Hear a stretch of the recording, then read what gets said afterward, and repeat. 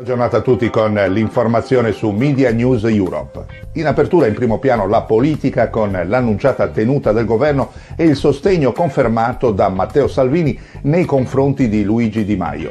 Una boccata d'ossigeno alimentata a Palazzo Chigi per il leader del Movimento 5 Stelle in difficoltà dopo le elezioni regionali in Abruzzo e Sardegna.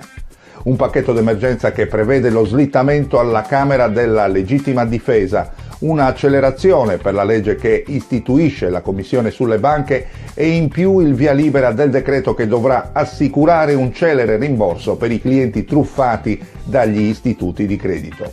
E quanto emerge dal vertice di governo che ieri pomeriggio ha tenuto impegnati il premier Giuseppe Conte, i vice Luigi Di Maio, Matteo Salvini e il ministro dell'economia Giovanni Tria. Così sarebbe pronta la bozza del decreto che assicura l'indennizzo al 30% degli azionisti e al 95% degli obbligazionisti subordinato fino a 100.000 euro. La priorità però sarà assicurata a chi ha un ISEE inferiore a 35.000 euro.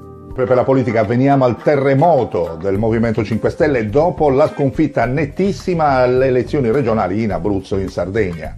D'accordo la rivoluzione, ma il sovrano per il momento non si tocca. Così Luigi Di Maio organizza una conferenza stampa fiume allestita da una ventina di uomini di comunicazione e marketing nella sala Tatarella della Camera dei Deputati e annuncia quel che si sapeva. Il Movimento 5 Stelle, diventato ormai adulto, è destinato a cambiare faccia.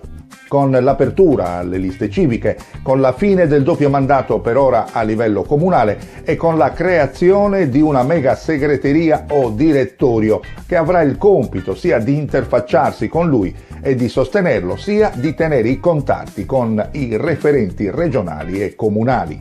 Quel che è intoccabile il capo politico, confermato per i prossimi 4 anni. In primo piano i rapporti con l'Europa, Bruxelles boccia l'Italia, squilibri eccessivi. È questa l'aspettativa fatta trapelare dai servizi tecnici dell'istituzione di Bruxelles con stralci della voluminosa bozza di lavoro destinata all'esame dei 28 commissari, che oggi devono definire il testo finale dei rapporti annuali sui 28 Stati membri.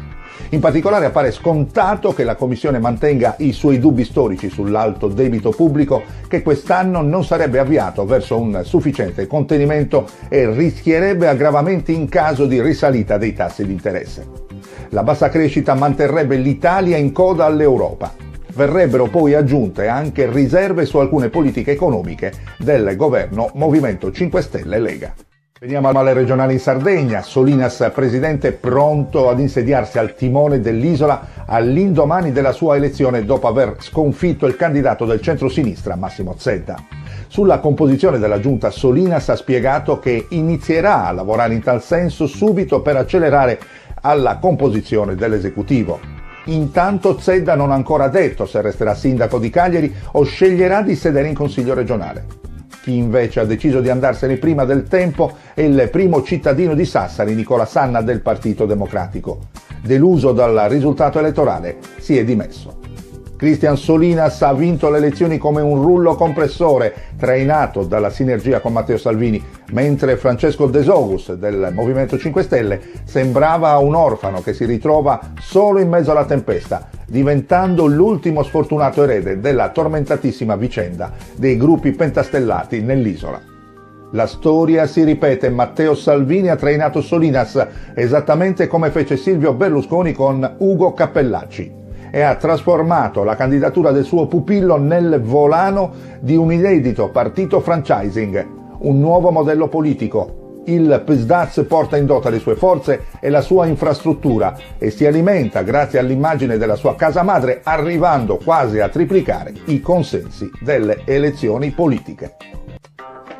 Siamo agli esteri con il vertice in programma ad Hanoi fra il presidente americano Donald Trump e Kim Jong, presidente della Corea del Nord.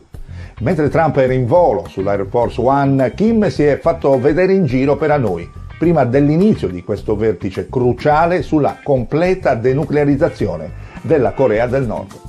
Gli analisti dubitano che Kim sia pronto a rinunciare davvero all'arsenale di ordigni atomici e missili che la sua dinastia ha fatto costruire come polizza di assicurazione sulla sopravvivenza del regime. Pyongyang chiede il ritiro o una riduzione del contingente statunitense in Corea del Sud, che non sarà oggetto di discussione con Kim, come confermato dallo stesso presidente americano Trump. In questo quadro Kim chiede la fine delle sanzioni statunitensi sulla Corea. Altra questione infine è la pace tra Stati Uniti e Corea del Nord. I due paesi infatti sono tecnicamente in guerra dal 1950. Il 27 luglio 1953 venne firmato un armistizio. Washington e Pyongyang non hanno finora però mai allacciato vere relazioni diplomatiche. E veniamo a Borsa Milano, bancari in evidenza a Piazza Affari per il secondo giorno consecutivo, favoriti ancora una volta da un piccolo ritocco al ribasso dello spread, mentre il FTSE MIB ha registrato una variazione minima al meno 0,11% in linea con gli altri indici europei. Banco BPM a più 3,58% ha proseguito la corsa iniziata lunedì collocandosi al vertice della lista delle performance tra le blue chips, seguita da UBI al più 1,93% e Mediobanca al più 1,56%. In crescita inoltre di Asorin al più 1,83% e Ferragamo al più 1,52% nella prospettiva di un rilancio della società. Prese di profitto invece su STM, meno 1,51% dopo il rialzo della vigilia. Giù anche Azimut, meno 1,28%, TIM, meno 1,23% ed Exor, meno 1,12%. Tenaris infine, meno 1,04%. Sono queste le ultime notizie, giunte qui in redazione da Piazza Affari, Milano. E veniamo allo sport con la Coppa Italia. Ieri un tiepido 0-0 tra Lazio e Milan, tutto rimandato a San Siro, esattamente come un anno fa, quando alla fine la spuntarono i rossoneri alla lotteria dei rigori dopo 2 partite senza gol. Tra Lazio e Milan prevale la paura, che riflette sullo 0-0 dell'Olimpico nel primo round della semifinale di Coppa Italia, che rinvia in effetti ogni discorso al match di ritorno. Impossibile ora ipotizzare come staranno le due squadre tra 2 mesi quando si riaffronteranno. Quel che è certo è che il verdetto del campo ha ribaltato quello che potevano essere le aspettative della vigilia. Milan, mai pericoloso, si oppone con il muro agli attacchi della Lazio. E questa volta il bomber rossonero Piatek non colpisce, braccato e immobilizzato da Acerbi. Oggi alle 21 intanto al Franchi di Firenze di fronte Fiorentina e Atalanta. Stasera in Curva Fiesole l'anima calda del tifo viola, la coreografia sarà dedicata interamente all'indimenticabile Davide Astori, a pochi giorni dal primo anniversario della sua scomparsa. Cari amici, siamo in chiusura con l'informazione su Media News Europe. Ringraziandovi per la cortese attenzione, cediamo ora la linea al meteo. Da Renato Scano a tutti voi, la più cordiale. Buona giornata.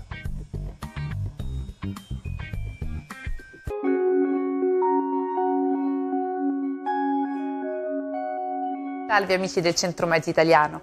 Nubi sparse e ampie schiarite grazie al vasto anticiclone presente sull'Europa. Vediamo allora nel dettaglio le previsioni per mercoledì 27 febbraio. Locali piogge al mattino tra Calabria e Sicilia, nubi in transito al nord e lungo il Tirreno, ma con tempo più asciutto. Schiarite più ampie lungo l'Adriatico. Al pomeriggio locali piogge su Calabria meridionale e Sicilia orientale. Tempo stabile altrove ma con cieli sereni o poco nuvolosi. In serata e in nottata si rinnovano condizioni di tempo asciutto ovunque con nubi sparse alternate ad ampie schiarite. Temperature in aumento nei valori minimi, massime in lieve calo al nord e lungo l'Adriatico, in aumento altrove. Per ulteriori dettagli seguite le previsioni aggiornate sul nostro sito oppure sulla nostra app Meteo. Un saluto da parte del Centro-Mezzo italiano.